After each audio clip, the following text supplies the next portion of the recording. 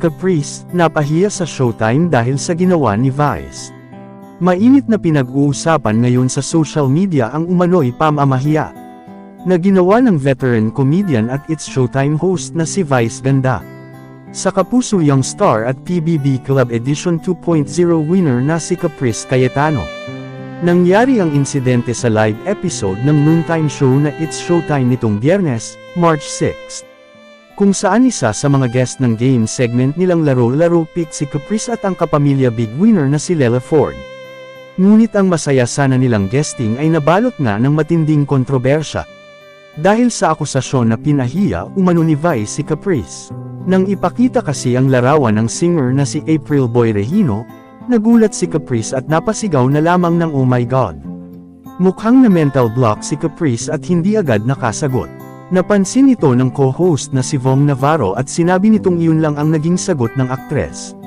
Sa halip na markahan itong mali, pabirong sinabi ni Vice na tama na raw ang sagot ni Caprice. Ayon kay Vice, mas mabuti na raw iyon kaysa makatanggap siya ng bash mula sa fans ng aktres. Dahil dito, nagtawanan ang mga host at ang audience sa studio. Hindi pa rito nagtapos ang tensyon matapos magpasaring si Vice sa mga fan na toxic umano. Ani Vice, huwag ninyong ipahayag mga idols niya sa mga ginagawa niyong kabulastugan, dahil hindi kayo ang napapahiya sila. At sila ang nahihirapang makisama sa iba pang mga taong makakasalamuhan nila. Agad namang nag-react ang mga supporters ni Caprice. Marami ang nalungkot dahil feeling nila ay napahiya si Caprice sa harap ng maraming tao. Sabi ng isang fan, hindi raw tama na ipamuka ito kay Caprice sa harap mismo ng camera dahil bata pa ito at maaaring mailang. Sa kabilang banda, nadamay din ang pangalan ni Lela Ford.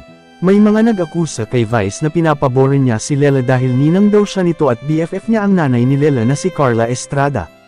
Pero mabilis itong sinagot ni Vice sa social media. Buwelta ni Vice, "Kailan ako naging ninang ni Lela? Di ko nga alam kung nabinyagan na yan eh." Samantala, marami naman ang sumuporta sa sentimento ni Vice na dapat huwag maging toxic ang mga fan.